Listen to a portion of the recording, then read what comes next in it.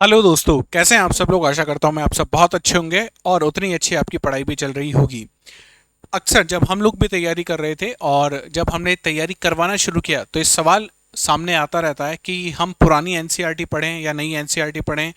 Specially UPSC की journey के लिए जो संघ लोक सेवा आयोग है उस परीक्षा के लिए हमें कौन सी एनसीईआरटी पढ़नी चाहिए। बहुत सारे टॉपर्स की बात सुनोगे, बहुत सारे टीचर्स की बात सुनोगे तो बार बार ये कहते हैं कि पुरानी एनसीईआरटीज अच्छी हैं। बहुत सारे लोग ये भी कहते हैं कि नई एनसीईआरटी भी अच्छी है। क्यों ना कन्फ्यूजन ही खत्म कर दिया जाए, नई और पुरानी दोनों एक बार देख ली जाए कि क्या इसमें है और क्या दूसरी वाली एनसीईआरटी में नहीं है। मेरी पर्सनल राय क्या है, अगर आप में से किसी भी विद्यार्थी का भूगोल वैकल्पिक विषय है, ज्योग्राफी अगर आपका ऑप्शनल सब्जेक्ट है, तब तो देखो आपको पुरानी एनसीईआरटी पढ़नी चाहिए, कंपलसरी है आपके लिए, तो है ना। कोई ऑप्शन है ही नहीं आपके पास, आपको करना ही पड़ेगा। अदरवाइज अदरवाइज आप नई एनसीईआरटी भी पढ़ लेते हो या पुरानी पढ़ लेते हो, कोई भी एक एनसीईआरटी अगर आपने अच्छे से कर ली है तो सारा सिलेबस उसमें कवर हो जाता है, जितना बेसिक अंडरस्टैंडिंग के लिए ज़रूरी है। सिक्स क्लास की एनसीईआरटी हमने नई वाली तो कंप्लीट कर ही ली है। कुछ लोगों के मैसेज भी थे पुराने विद्यार्थियों के, जिन जो अभी आ, कोई किसी ने यूपीपीसीएस या बीपीएससी या आरईएस का भी जिनका मेंस है, कि एक बार अगर आप पुरानी एनसीईआरटी करा देंगे तो अच्छा होगा। और वो विद्यार्थी जो 2026 या 2027 में संघ लोक सेवा आयोग या यूपीएससी की सिविल सेवा परीक्षा देने का सोच रहा है, उनके लिए तो एक गोल्डन चांस हो ही जाएगा। आपके पास समय है, आप नई और पुरानी दोनों एनसीईआरटी का निचोड़ निकालो और अपने लिए क्या बना लो, आप अपने नोट्स बना लो। यूट्यूब पे पहली बार हो रहा है कि कोई फैकल्टी आपको क्या कर रही है, कोई फैकल्टी आपको पुरानी एनसीईआरटी पढ़ा रही है। हम लोग फिर से वही करेंगे, हम लोग क्लास 6 की जैसे नई एनसीईआरटी खत्म करी है, इसी तरीके से क्लास 6 से 12 तक की ज्योग्राफी की सारी नई एनसीईआरटी तो खत्म करेंगे ही करेंगे, लेकिन साथ ही साथ पैरेलली जैसे क्लास 6 की नई एनसीईआरटी के बाद हम क्लास 6 की ही पुरानी एनसीईआरटी भी खत्म करेंगे, ठीक है। अच्छा, एक बात और यहाँ पे समझने की है आपको कि ये जो एनसीईआरटीज हैं, ये मेरे को भी कहीं ना कहीं से सॉफ्ट कॉपी मिली है, इनका हार्ड कॉपी मेरे पास भी अवेलेबल नहीं है।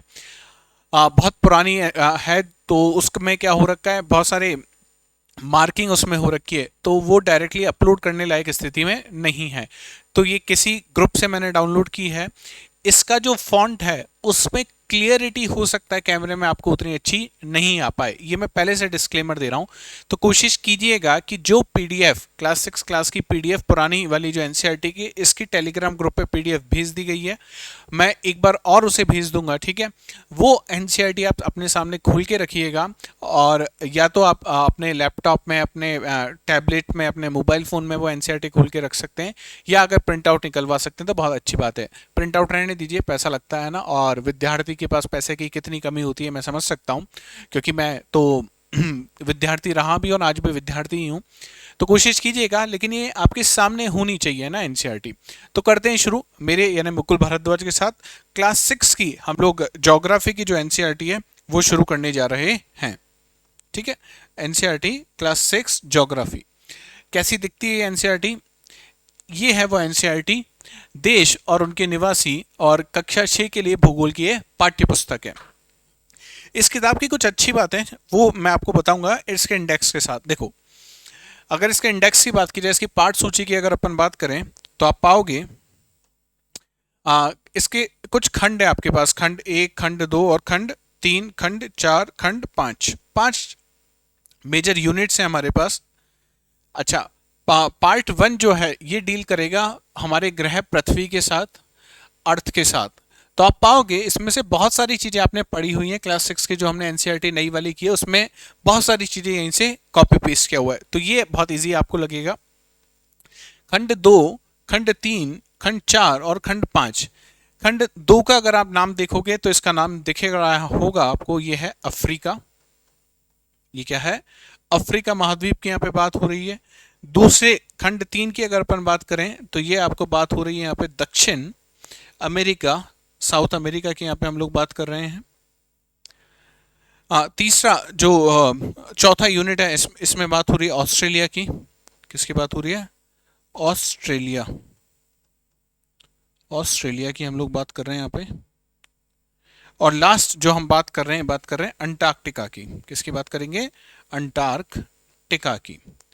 अच्छा, ये यूनिट खंड एक, यूनिट वन तो आपने बहुत अच्छे से पढ़ी हुई है, लेकिन अफ्रीका, दक्षिण अमेरिका, ऑस्ट्रेलिया या अंटार्कटिका। अच्छा, ये इंग्लिश में रखेंगे हम लोग क्लास, हालांकि किताब ये हिंदी में है, और इंग्लिश के लिए भी मैं कोशिश करूंगा अलग से क्लासेस अपलोड कर दूं, हिंदी में रख लेते हैं इसको क्लास को, ठीक है। साउथ अमेरिका, ऑस्ट्रेलिया और अंटार्कटिका, और अंटार्कटिका, ये चार महाद्वीपों के बारे में हम लोग बात कर रहे हैं। तो आप पाओगे वर्ल्ड मैपिंग का मेजोरिटी ऑफ द पोर्शन, जो स्टैटिक पोर्शन है वर्ल्ड मैपिंग का, वो सारा इन एनसीईआरटीज के साथ कवर हो जाता है। हम अलग अलग महाद्वीपों की चर्चा अलग अलग एनसीईआरटीज में करते रहेंगे। जैसे कुछ महाद्वीप हमने यहाँ चर्चा कर रहे हैं, कुछ क्लास 7th में करेंगे, कुछ क्लास 8th में करेंगे। और यूपीएससी ने बहुत बार यहाँ से इस तरह से सवाल भी पूछा है, चाहे अपनी प्रारंभिक परीक्षा हो चाहे मुख्य परीक्षा। तो करते हैं शुरू। चैप्टर नंबर 1 से, यूनिट नंबर 1, खंड का मतलब यूनिट नंबर 1 है। किसकी बात हमें करनी है? हमें बात करनी है हमारे ग्रह पृथ्वी के बारे में। किसकी बात करनी है? पृथ्वी के बारे में। मैं कोशिश करता रहूंगा वैसे तो आपको जूम कर दूं जिससे आपको क्लियरिटी दिखे, लेकिन ये क्या है, बहुत पुरानी है, क्लियरिटी है नहीं वर्ड्स में, तो ये पिक्सल्स जो हैं बहुत इसके फटना शुरू हो जाते हैं। तो आप यही मेरी आपसे दरखास्त है, रिक्वेस्ट है कि आप अपने पास ये पीडीएफ खोल के रखें। इसमें कुछ इंट्रोडक्शन दिया हुआ है, हमारे ग्रह के बारे में। क्या इंट्रोडक्शन है उसकी बात करते हैं। बताया गया है कि आकाश में दो तरह की चीजें हमें दिखती हैं। कुछ ऐसी चीजें जो रात में चमकती हैं, और कुछ ऐसी चीजें जो चमकती नहीं हैं। जैसे रात में क्या चमकता है? रात में जनरली आप देखोगे जो तारे हैं, तारा जो है, स्टार जो है, वो रात में आपको चमकता हुआ दिखाई देता है। अच्छा, कुछ चीज दिन में भी चमकती है। हाँ, दिन में भी एक चीज चमकती है, दिन में चमकता है हमारा सूर्य। और सूर्य भी क्या है? सूर्य भी एक तारा है, लेकिन सूर्य की रोशनी इतनी ज्यादा है। क्या ज्यादा है? सूर्य की रोशनी, सूर्य का प्रकाश इतना ज्यादा है कि बाकी सारे जो चमकते हुए पिंड हैं, या मैं कहूँ बाकी सारे जो तारे हैं, उनका प्रकाश हमें कब नहीं दिखाई देता? हमें दिन में उनका प्रकाश नहीं दिखाई देता। ठीक है, यहां तक की बातें आपको क्लियर हो गई होंगी। हमारी पृथ्वी के विषय में बहुत से रोचक तथ्य हैं। क्या तुम्हें पता है कि तुम सूर्य के चारों ओर चक्कर लगाते हो? तो ये बात की जा रही है पृथ्वी किस प्रकार से गति कर रही है। ठीक है, कितने दिनों में ये चक्कर लगाया गया, और पृथ्वी अपने अक्ष पे घूमने के लिए कितना समय लेती है, ये सारी बातें यहाँ पे की गई है। ठीक है, उत्तर और दक्षिणी ध्रुव पृथ्वी के दो महत्वपूर्ण बिंदु हैं। अच्छा, ये यहाँ पे ग्लोब की भी बात कर रहा है कि उत्तर ये ध्रुव और दक्षिणी ध्रुव का निर्माण कैसे हम लोग करते हैं, 90 डिग्री क्या बात कर रहे हैं। तो ग्लोब और मैप जो हमने मानचित्र की बात करी थी, उसकी भी बात यहाँ पे की जाएगी। उसके अलावा यहाँ पे प्रमुख परिमंडलों की चर्चा भी की गई है। पृथ्वी के प्रमुख परिमंडलों की चर्चा भी यहाँ पे की गई है। तो शुरू कर लेते हैं, और ये यूनिट 1 का इंट्रोडक्शन है कि यूनिट 1 में हम क्या क्या पढ़ने वाले हैं। इसके बाद हम लोग चैप्टर 1 पे चल लेते हैं। चैप्टर 1 हमारा क्या कहने की कोशिश कर रहा है हमसे। तो this is the first chapter, अध्याय प्रथम जो है हमारा, हमारे सौर मंडल में पृथ्वी। किसकी बात की जा रही है? हमारे सौर मंडल में पृथ्वी की बात की जा रही है। अच्छा, ये उस समय की किताब है जब हमारे सौर मंडल में 8 नहीं 9 ग्रह हुआ करते थे। आप कहोगे सर ये कैसी बात कर रहे हो? तो हमारे सौर मंडल में एक और ग्रह हुआ करता था जिसका नाम था प्लूटो, यम जिसे कहा जाता था। लेकिन अब वो किसका पार्ट नहीं है, अब वो किसका हिस्सा नहीं है? सौर मंडल का हिस्सा तो है, लेकिन ग्रह हम उसको नहीं मानते। उसे क्या माना जाता है? बौना ग्रह की स्थिति, जो कैटेगरी है उसमें रखा गया है। ठीक है, तो ये बात आप ध्यान रखिएगा। पहली जो परिभाषा, फिर से आप देख रहे हो काफी चीजें रिपीट होंगी। यहाँ पे लिखा हुआ है खगोलीय पिंड। क्या लिखा हुआ है? खगोलीय पिंड। खगोलीय पिंड या आकाशीय पिंड, खगोलीय पिंड कहा जा सकता है, या इन्हें क्या कहा जा सकता है? आकाशीय पिंड भी कहा जाता है। तो क्या है खगोलीय पिंड? खगोलीय पिंड या आकाशीय पिंड। उदाहरण से समझने की कोशिश करते हैं। हमारे पास है सूर्य, हमारे पास है चंद्रमा, और हमारे पास है पृथ्वी। ये तीन चीजें हैं हमारे पास, सूर्य, चंद्रमा और पृथ्वी। ये तीनों ही खगोलीय पिंड हैं। क्या है? तीनों ही खगोलीय पिंड हैं। अच्छा, अब कैसे परिभाषित आप करोगे कि खगोलीय पिंड क्या होते हैं? खगोलीय पिंड अगर आप ध्यान से देखोगे तो ये आकार में बड़े हैं, आकार में बहुत बड़े हैं, पहली चीज। ठीक है, कुछ खगोलीय पिंड ऐसे हैं जिनके पास खुद का क्या होता है? प्रकाश है। जिनके पास खुद का प्रकाश है। ऐसे खगोलीय पिंड जिनके पास खुद का प्रकाश है वो क्या कहलाएगा? वो कहलाएगा तारा। क्या कहलाएगा? वो कहलाएगा तारा। यह है आकार में बहुत बड़े होते हैं, साथ ही साथ ये कैसे होंगे? गर्म होंगे। क्यों? क्योंकि इनके पास ऊर्जा का बहुत बड़ा स्रोत होता है और इसी ऊर्जा से हमें गर्मी मिलती है और इसी ऊर्जा से हमें प्रकाश मिलता है। ठीक है। इसके अलावा कुछ ऐसे खगोलीय पिंड हैं जो जिनके पास खुद का प्रकाश नहीं है, जिनके पास खुद का प्रकाश नहीं है। उदाहरण के लिए अगर बात की जाए पृथ्वी, क्या पृथ्वी के पास खुद का प्रकाश है? नहीं। पृथ्वी के पास जो प्रकाश आता है वो कहां से आ रहा है? सूर्य से आ रहा है। क्या पृथ्वी के पास कोई ऊष्मा का स्रोत है? नहीं, पृथ्वी के पास कोई ऊष्मा का स्रोत नहीं है। हम आगे हालांकि जब बात करेंगे पृथ्वी के आंतरिक संरचना में तो मैं आपको बताऊंगा कि पृथ्वी के अंदर जब पृथ्वी बनी थी तो बहुत सारी जो ऊष्मा है वो क्या हो गई? वहां पे ट्रैप हो गई है, वो बाहर नहीं निकल पाई है। तो लेकिन वो जो ऊष्मा है वो भी कब बनी थी? जब पूरा सौर मंडल बना था। तो ये कहा जा सकता है कि पृथ्वी के पास खुद का ऊष्मा का कोई स्रोत नहीं है। पृथ्वी के पास ऊष्मा का स्रोत नहीं है। ठीक है। इसके अलावा मंगल की बात कर लें, बुध की बात कर लें, बृहस्पति की बात कर लें, ये सारी जो कैटेगरी है जो आकार में तो बड़े हैं लेकिन उनके पास ना तो खुद का प्रकाश है ना ही कोई ऊष्मा का स्रोत है, इन्हें क्या कहा जाता है? इन्हें कहा जाता है ग्रह। क्या कहा जाता है? इन्हें कहा जाता है ग्रह। इंग्लिश में इसे कहते हैं प्लैनेट। इंग्लिश में क्या कहा जाता है? इन्हें प्लैनेट। और प्लैनेट का मतलब होता है घूमने वाला। इंग्लिश में इसे कहा जाता है वंडरर। क्यों इन्हें वंडरर कहा जाता है? क्योंकि ग्रह हम आगे पढ़ेंगे किसके चारों तरफ चक्कर लगाते हैं? सूर्य के चारों तरफ चक्कर लगाते हैं। इसलिए हम लोग क्या कह रहे हैं कि इन्हें क्या कहोगे आप लोग? ये क्या है? घूमने वाले हैं। ठीक है। देखो यहाँ पे लिखा हुआ है हमारी पृथ्वी समेत 9 ग्रह सूर्य की परिक्रमा करते हैं। नई किताबों में 9 नहीं, क्या लिखा रहेगा? 8 ग्रह। पृथ्वी समेत 8 ग्रह सूर्य की परिक्रमा करते हैं। तो इस बात से आप यहाँ पे थोड़ा सा सतर्क रहिएगा। ऐसा मत कहना कि साहब एनसीईआरटी में लिखा हुआ है। पुरानी एनसीईआरटी अब अपडेट हो गई हैं लेकिन कुछ कंसेप्ट इसमें इतने अच्छे तरीके से दिए गए हैं कि हम इसको दोबारा पढ़ लेते हैं। लेकिन ये कि अब 8 ग्रह या 9 ग्रह हैं, इतनी समझ आप में होनी चाहिए। अब बात कर लेते हैं सौर परिवार की। तो सौर परिवार में आपको एक तो मिलेगा सूर्य प्लस सूर्य के साथ आपको क्या मिलेंगे? 8 ग्रह आपको देखने को मिलेंगे। इसके अलावा कुछ अन्य सदस्य, जैसे क्षुद्र ग्रह की हमने बात करी थी, याद आ रहा है आपको? कुछ हमने बात करी थी उल्का की, हमने बात करी थी उल्का पिंडों की, वो सब चीजें आपको याद आनी चाहिए। ठीक है। ये हमारे सौरमंडल की बात की जा रही है और इसमें देखो क्या लिखा हुआ है? प्लूटो। तो अब ये प्लूटो क्या नहीं है? ग्रह नहीं है। प्लूटो क्या नहीं है? ग्रह नहीं है। अच्छा, नेक्स्ट चीज हम बात करें, सबसे पहले हमारे सौरमंडल का सबसे इंपॉर्टेंट, सबसे बड़ा, हमारे सौर मंडल का अगर परिवार कहा जाए तो परिवार का क्या है? मुखिया है। और हमारे सौर मंडल के मुखिया का नाम क्या है? हमारे सौर मंडल के मुखिया का नाम है सूर्य। इसकी खुद कुछ खास बातें आपको पता होनी चाहिए कि ये पूरे सौर परिवार के केंद्र में स्थित है। कहां पर स्थित है? परिवार के केंद्र में स्थित है। ठीक है। और बहुत विशाल है, बहुत बड़ा है।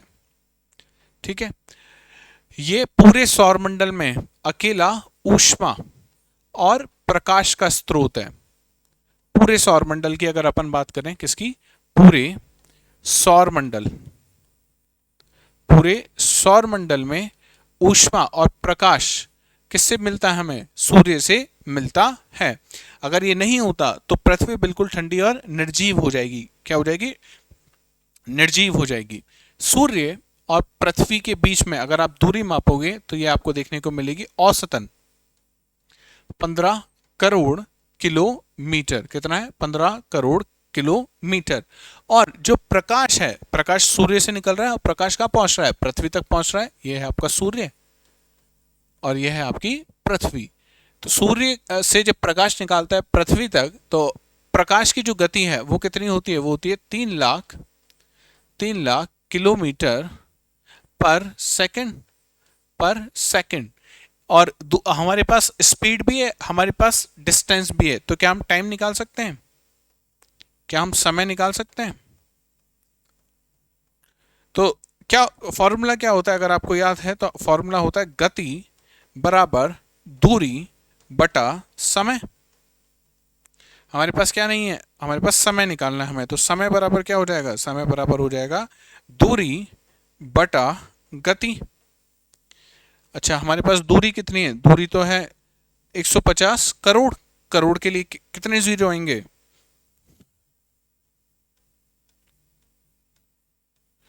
क्या सही है, इकाई, दहाई, सैकड़ा, हजार, 10,000, लाख, 10 लाख, करोड़, और कितने 150 करोड़। और प्रकाश की गति कितनी है, 3 लाख। इकाई, दहाई, सैकड़ा, हजार, 10,000, लाख। इससे जब आप सॉल्व करोगे तो कुल कितने मिनट का समय निकल के आएगा, 8 मिनट का समय निकल के आता है। इसका मतलब सूर्य से जो प्रकाश निकला है वो पृथ्वी पे कितनी देर में पहुंच जाएगा, पृथ्वी में पहुंच जाएगा 8 मिनट की, 8 मिनट की समय सीमा में पहुंच जाएगा। ठीक है, 8 मिनट में पृथ्वी की सतह पर पहुंच जाता है। ग्रह की अपन बात करें तो आपको सबसे करीब बुध मिलेगा, फिर शुक्र, पृथ्वी, मंगल, बृहस्पति, शनि, यूरेनस और नेपट्टून आपको देखने को मिलेगा। सबसे निकट की अगर अपन बात करें तो वो बुध ग्रह है, और सबसे बाहर या सबसे दूर की अगर अपन बात करें तो वो कौन सा ग्रह आपको मिलेगा, वो आपको मिलेगा नेपट्टून। कौन सा मिलेगा, नेपट्टून आपको देखने को मिलता है। ठीक है, इसके बाद अगर अपने आपको चीजें याद आ रही हैं तो हमने बात करी थी कि मंगल ग्रह, मंगल और बृहस्पति, मंगल और बृहस्पति, इन दोनों के मध्य हमको क्या देखने को मिलते हैं, हमको देखने को मिलते हैं क्षुद्र ग्रह। क्या मिलते हैं, क्षुद्र ग्रह आपको देखने को मिलते हैं। क्या खास बात है इन क्षुद्र ग्रहों की, कि ये भी सूर्य के चारों तरफ क्या कर रहे हैं, ये भी सूर्य के चारों तरफ यहाँ पे आपको देखने को मिलेंगे, और ये भी सूर्य के चारों तरफ क्या कर रहे हैं, परिक्रमा कर रहे हैं, परिक्रमा कर रहे हैं।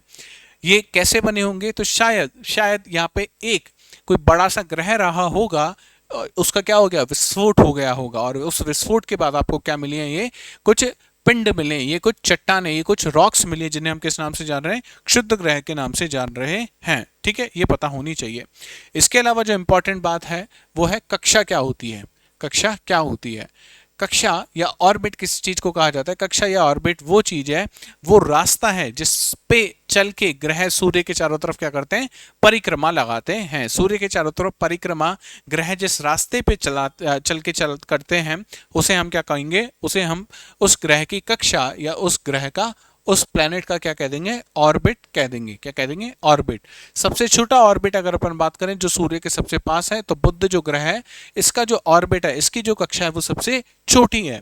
वहीं पे अगर अपन बात करें नेपट्टून की, तो नेपट्टून सबसे ज्यादा दूर है, तो इसको बहुत ज्यादा दूरी तय करनी पड़ेगी सूर्य के चारों तरफ चक्कर लगाने में। इसलिए इसलिए नेपट्टून की कक्षा सबसे बड़ी है और बुध की कक्षा सबसे छोटी है। तो एक बात आप ध्यान रखना कि सूर्य से जैसे जैसे आप दूरी बढ़ाते जाओगे, सूर्य से दूरी बढ़ाते जाओगे, इसका मतलब आप बुध ग्रह से किसकी तरफ हम जा रहे हैं, बुध ग्रह से हम जा रहे हैं नेपट्टून की तरफ। किसकी तरफ, नेपट्टून की तरफ।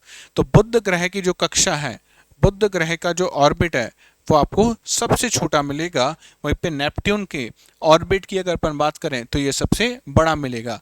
और इसके बीच में आप देखोगे कि ऑर्बिट लगातार क्या होते जाते हैं, बड़े होते जाते हैं। भाई एक तो आपको छोटी दूरी तय करनी है, एक आपको बड़ी दूरी तय करनी है, तो ऑर्बिट क्या हो जाएगा, वहां पे बड़ा हो जाएगा। ठीक है, नेक्स्ट चीज की अगर अपन बात करें, ये बस ये बात की जा रही है कि ग्रह कितना समय लगाते हैं परिक्रमा के लिए। ठीक है, ग्रहों द्वारा प्राप्त ऊष्मा की मात्रा ग्रह की सूर्य से दूरी पर निर्भर करती है। इसका मतलब वो ग्रह जो सूर्य के सबसे निकट है, इसके पास सूर्य की सबसे ज्यादा ऊष्मा होगी, और वो ग्रह ये है, हो गया आपका बुध ग्रह, और दूसरा हो गया आपका नेपट्टून।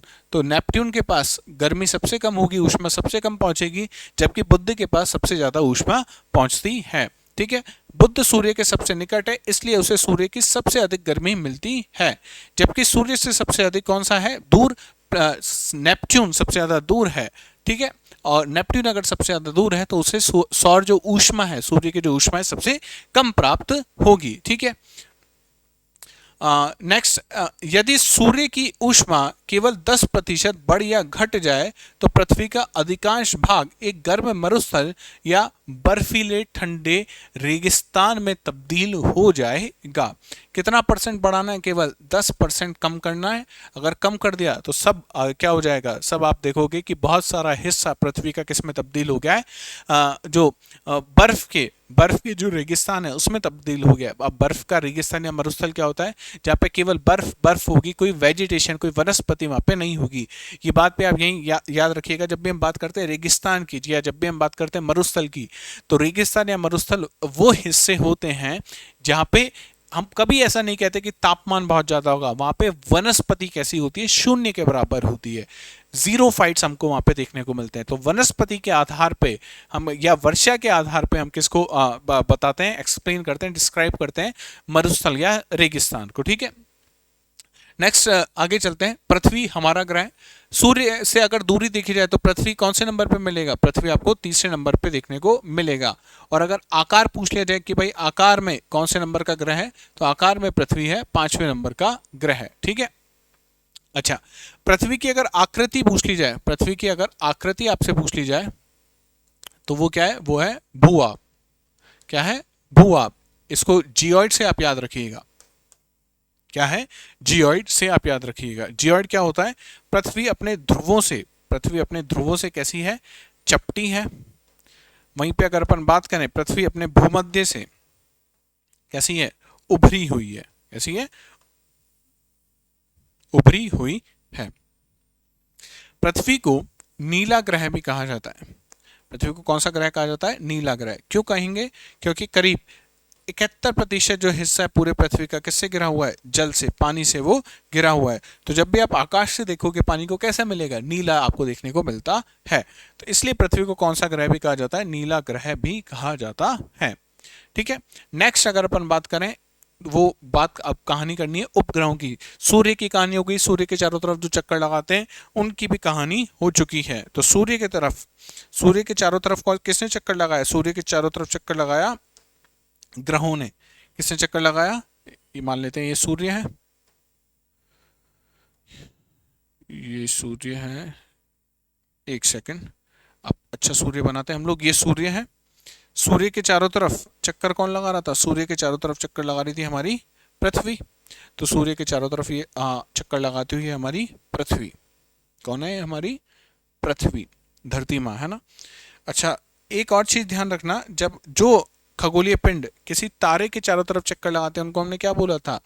वो हैं ग्रह। वो क्या है? ये बात कर ली हमने ग्रहों की। ठीक है, और ये जो रास्ते जिस पे चलते हैं इसे क्या कहा जाता है? इसे कहा जाता है कक्षा, या इसे कहा जाता है ऑर्बिट।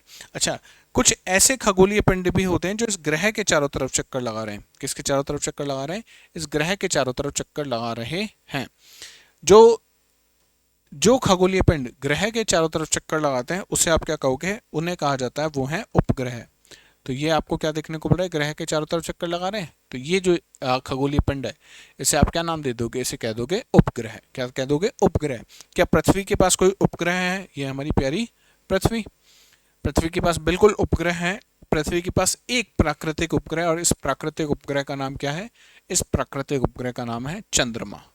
क्या नाम है? चंद्रमा इस उपग्रह का नाम है। ये पृथ्वी के चारों तरफ क्या लगाता है? चक्कर लगाता है। ये ध्यान रखना है, प्राकृतिक उपग्रह है। कैसा है? प्राकृतिक उपग्रह है। अच्छा, जो चंद्रमा रात में हमें चमकता हुआ दिखाई देता है, क्यों चमकता हुआ दिखाई दे रहा है? क्योंकि पृथ्वी से दूर, पृथ्वी या सौरमंडल में जो हमारा तारा है उसका प्रकाश किस पे जाके गिरता है? चंद्रमा पे जाके गिरता है। चंद्रमा उसके प्रकाश को क्या करता है? रिफ्लेक्ट करता है, परावर्तित करता है। इसलिए वो हमें कैसा दिखाई देता है? चमकता हुआ वो हमें दिखाई दे रहा है। ठीक है, ये बात आप ध्यान रखिएगा। चंद्रमा पृथ्वी का सहचर। हमारी पृथ्वी का केवल एक ही उपग्रह है चंद्रमा। चंद्रमा का व्यास पृथ्वी के व्यास का लगभग 1/4 है। ये बात भी आप ध्यान रखिएगा। पृथ्वी से बहुत पास होने के कारण ये इतना बड़ा दिखाई देता है। पृथ्वी और चंद्रमा की दूरी अगर आप देखोगे, ये पृथ्वी है और ये चंद्रमा है, तो इन दोनों की दूरी जो है वो करीब 3,84,000 किलोमीटर है। ठीक है, और यहाँ से जो प्रकाश है सूर्य का चंद्रमा पे गिरता है। ये सूर्य है, सूर्य का प्रकाश चंद्रमा पे, और चंद्रमा से कहाँ पहुंचता है? पृथ्वी पे पहुंचता है। तो यहाँ से प्रकाश ये इतना पास है कि कितनी देर में पहुंच जाता है, ये केवल पहुंच जाता है 1.25 सेकंड में। कितने? 1.25 सेकंड में ये हमारे पास पहुंच जाता है। तो ये बात भी आपको पता होनी चाहिए। इसके अलावा पृथ्वी की परिक्रमा लगाने के लिए कितना समय लग रहा है? 27 दिन और 8 घंटे में पूरी कर लेता है। चंद्रमा की एक बात और ध्यान रखिएगा आप कि ये पृथ्वी है, पृथ्वी का चक्कर लगाने में कितना समय लगा? पृथ्वी का चक्कर लगाने में लगे इसे 27 दिन और 8 सेकंड। सेम चीज इस चंद्रमा को अपने अक्ष पे लगाने के लिए लगती है। तो अब अक्ष पे मतलब एक दिन और रात पे कितनी देर के होंगे वहां पे? 27 दिन और 8 सेकंड के। और एक साल भी कितने का होगा वहां पे? 27 दिन और 8 सेकंड का होगा। ये बात आप ध्यान रखिएगा, ठीक है। पिछले दशकों में चंद्रमा के बारे में हमने बहुत कुछ जाना है। आपने बहुत सारे मिशन देखे होंगे हमारे, जैसे इंडिया के चंद्रयान मून मिशंस देखे हैं आपने बहुत सारे। हम किसके बारे में वहाँ पे स्टडी कर रहे हैं? चंद्रमा के बारे में स्टडी कर रहे हैं। और क्या आप मुझे बता सकते हो कि एक कौन सा मिशन था जिसने चंद्रमा के दक्षिणी ध्रुव पे जल होने की हमें जो पुष्टि है, जल होने की जो प्रमुख जानकारी है, वो कौन से मिशन ने भारत को दी थी और भारत ने फिर किसको दी? पूरे विश्व को दी थी, ठीक है। ब्रह्मांड में हमारी पृथ्वी की बात करें तो ब्रह्मांड बहुत बड़ी चीज है। ब्रह्मांड कितनी बड़ी चीज है आप समझो कि ब्रह्मांड में करीब 10⁻12 से भी ज्यादा, 10⁻12 से भी ज्यादा आपको क्या देखने को मिलेंगी? आपको देखने को मिलेंगी आकाश गंगा। क्या देखने को मिलेगी? आकाश गंगा। हमारी आकाश गंगा का नाम क्या है? इसे मंदाकिनी क्या कहा जाता है? मंदाकिनी। ऐसी लाखों करोड़ों मंदाकिनी कहाँ पे मिलेंगे आपको? पूरे ब्रह्मांड में देखने को मिलेगी। इस मंदाकिनी का एक हिस्सा है जिसका नाम क्या है? इस मंदाकिनी का एक हिस्सा है जिसका नाम है सौर मंडल। और इस सौर मंडल में कुछ महत्वपूर्ण परिवार के सदस्य आपको देखने को मिलेंगे। जैसे सबसे बड़ा सदस्य सूर्य आपको देखने को मिलेगा, आपको ग्रह देखने को मिलेंगे, आपको उपग्रह देखने को मिलेंगे। इसके अलावा आपको क्षुद्र ग्रह आपको देखने को मिलता है। तो ये सब क्या है? ये सब सौर मंडल के सदस्य हैं, ठीक है। मंदाकिनी का मतलब क्या होता है? मंदाकिनी का सीधा सीधा सा मतलब यह है कि जहां पे लाखों तारों का समूह हो, लाखों तारों का समूह अगर है तो उस स्थान को आप क्या कहते हो? ऐसी जगह को, इसको हम कहते हैं मंदाकिनी। क्या हमारी आकाशगंगा का कुछ नाम है? तो हमारी आकाशगंगा जहाँ पे हमारा सूर्य, हमारा सौरमंडल स्थित है, इसे कहा जाता है दुग्ध मेखला। क्या कहा जाता है? दुग्ध मेखला कहा जाता है। एक और चीज जो पूछी जा सकती है या पता होना चाहिए आपको, सूर्य के सबसे निकटवर्ती तारे को क्या कहा जाता है? Proxima Centauri. क्या कहा जाता है? Proxima Centauri. ये सबसे निकटतम है। कितना निकटतम है आप समझो, ये है आपका प्रॉक्सिमा सेंटोरी, ठीक है। और ये प्रकाश जब हम तक पहुंचता है, प्रॉक्सिमा क्योंकि तारा है, क्या कर रहा होगा? प्रकाश और ऊष्मा का उत्सर्जन कर रहा होगा। ये प्रकाश जब हम तक पहुंचता है तो इस प्रकाश को पहुंचने में लगते हैं 4 वर्ष। कितना समय लगता है? 4 वर्ष का समय लगता है। मतलब अगर आज वहां से आपने लाइट जलाई और वो आपकी लाइट इतनी पावरफुल है कि वो अर्थ तक पहुंच जाएगी, तो लाइट पृथ्वी पे कब पहुंचेगी? आज जो तारीख है, आज क्या तारीख है? आज तारीख है 22 मई। 22 मई की जो तारीख है, इस 22 मई 2025, इसके 4 साल बाद, तो मतलब 22 मई 2029 जब आप किसी डिस्ट्रिक्ट में कलेक्टर बने होंगे या किसी डिस्ट्रिक्ट के एसपी आप होंगे या किसी फॉरेन सर्विसेज में आप होंगे, आईआरएस अगर आप होंगे, तो उस समय आप इस बात को ध्यान रखिएगा कि अगर प्रॉक्सिमा सेंटोरी से हमारे यहाँ पे प्रकाश आता है तो कितने समय में पहुंचेगा? वो 4 साल में वो पहुंचेगा। कितनी देर में पहुंचेगा? 4 साल में वो पहुंचेगा। तो ये था आपका पहला चैप्टर, आसान सा चैप्टर, ठीक है। बहुत सारी चीजें आपको पता होंगी। इसी तरीके से हम 1 बाय 1 सारे चैप्टर्स को कंप्लीट करने की कोशिश करेंगे। ध्यान रखिएगा, एनसीईआरटी पुरानी वाली पीडीएफ डाउनलोड कर लेना, आपके पास होनी चाहिए। दूसरी बात, नई और पुरानी एनसीईआरटी में जो भी आपको ऐसा लग रहा है कि यहाँ से कुछ नई चीज आपको मिल रही है जो मेरे जीएस पेपर 1 के लिए जरूरी हो सकती है या मेरे प्री के लिए जरूरी हो सकती है, ऐसी कोई फैक्चुअल इन्फॉर्मेशन मिल जाए तो उसे नोट डाउन कर लेना, ठीक है। तो नेक्स्ट क्लास में मिलते हैं नेक्स्ट चैप्टर के साथ। तब तक क्या करना है? लाइक करना है, शेयर करना है, कमेंट सेक्शन में बताना है आपको सेशन कैसा लग रहा है, सब्सक्राइब कर देना है और सब्सक्राइब करवा भी देना है। आप जितने भी लोगों, अगर सब विद्यार्थी, एक एक विद्यार्थी भी अगर 10-10 सब्सक्राइबर करवाएगा, तो अभी हम 400 हैं यार, है ना, 400 के आसपास की हमारा परिवार है। सोचो 400 गुणा 10, सीधे हम लोग कहाँ पहुंच जाएंगे, 4000 के परिवार पे पहुंच जाएंगे। और इतना तो मैं हमारी भारत सरकार का आप हिस्सा बनने वाले हो, ठीक है। वहां पे भी राइट टू एजुकेशन है। वो राइट टू एजुकेशन क्या कहता है कि सबको शिक्षा का अधिकार है, सबको क्वालिटी वाली शिक्षा का अधिकार है और सबको फ्री शिक्षा का अधिकार है, ठीक है। हालांकि वो अधिकार एक सीमा तक ही, आयु सीमा तक, उसके बाद वो अधिकार नहीं होता। लेकिन मैं यूट्यूब के माध्यम से कोशिश कर रहा हूँ कि अधिकार आप सब विद्यार्थियों तक भी पहुंच जाए। और इस पहल में आपको क्या करना है, इस परिवार का सदस्य बनना है, ठीक है। तो आप जरूर संबोधि परिवार का सदस्य बनिए। मैं आप ही जैसा एक विद्यार्थी था, सिलेक्शन चांस लिए, बहुत सारे चांस लेने के बाद पढ़ाई करी, जॉब छोड़ने के बाद पढ़ाई करी, पढ़ने के बाद जब सिलेक्शन नहीं हुआ और जिम्मेदारियों का बोझ जब आप पे आने लगा, तब आपको क्या करना पड़ा भाई, और कुछ नहीं आता, सिर्फ क्या चीज़ आती थी, पढ़ाई आती थी भाई, मेरे को और कुछ आता ही नहीं है, ज्योग्राफी, पॉलिटी, हिस्ट्री, इकोनॉमिक्स के अलावा। तो क्या किया जाए, इसी में अपने कैरियर को मोड़ा। और तब जाके मुझे पता चला कि मैं जिस चीज़ के लिए भाग रहा था, शायद आईएएस बनने के बाद भी मैं इतना खुश नहीं हो पाता जितना खुश मैं अब एक एक्सपीरियंस एस्पिरेंट जो अपने अनुभव साझा कर रहा है, जो भावी भविष्य है भारत का। तो ये जो फीलिंग होती है यार कि आप कल आईएएस बनोगे, परसों जैसे अभी आईएफएस, इंडियन फॉरेस्ट सर्विस का जब रिजल्ट आया, तो कुछ विद्यार्थियों ने मैसेज किया कि साहब आपकी वजह से हमारा सिलेक्शन हो गया, प्री में आपने गाइडेंस दी थी या इंटरव्यू में ये गाइडेंस दी थी, तो इसमें हमारा क्या हो गया, सिलेक्शन हो गया। तो बड़ी खुशी होती है ना। तो ये कोई भी आईएएस, कोई भी आईपीएस बनने के बाद में शायद ये खुशी प्राप्त नहीं कर पाता। वो खुशी जब आपके सिलेक्शन के समय, जो खुशी आपको हो रही होगी, आपके माता पिता को हो रही होगी, आपके करीब सगे संबंधियों को हो रही होगी, उससे कहीं ज़्यादा खुशी मुझे हो रही होगी। इस बात का आप यकीन समझना कि शायद मेरा सिलेक्शन होता तब भी इतनी खुशी नहीं होती जितना सिलेक्शन आप जितनी खुशी जब होती है जब आपका सिलेक्शन होता है। तो ये इसीलिए एक परिवार मैं बोल रहा हूँ इस चीज़ को, है ना। तो आप भी इसका सदस्य आप तो बन ही चुके हैं। मैं चाहता हूँ कि आप भी अपने दोस्तों को या जो भी लोग तैयारी कर रहे हैं उनको अपने परिवार का सदस्य बनवाएं। क्यों? क्योंकि देखो संसाधनों की कमी है, और संसाधन या तो ये किया जाए कि पैसे लिए जाएं, वो मैं अभी नहीं चाहता।